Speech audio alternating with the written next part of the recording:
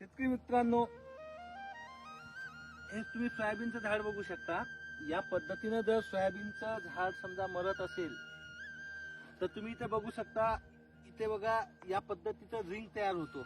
मी झाड उपटतोय, हे बघू शकता तुम्ही. या पद्धतीचं रिंग तयार होते आणि ते रिंग तयार झाल्यानंतर जर इथं आपण याला फाडून जर बघितलं तर याच्यामध्ये तुम्हाला चक्रीभुंगा दिसेल, चक्रीभुंगाची आळी दिसेल. हे बघा, हे बघू शकता तुम्ही, पिवळ्या प्रकारची आळी आहे ही. हे बघा इथं दाखवू शकता तुम्ही.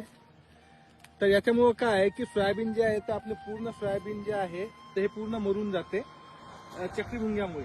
तर हे चक्रीभुंग्याचं जर तुम्हाला नियंत्रण करायचं असेल तर लागवडीपासून 20 ते 25-30 दिवसामध्ये याच्यावर फवारणी घेणं फार गरजेचं आहे. तर सोयाबीनवर फवारणी घेताना लक्षात घ्या, नाटलीरा नावाचं औषध आहे ज्याच्यामध्ये थायमिथॉक्झम 12.6% आणि लांबडा सायलोथिन 9.5% एससी आहे.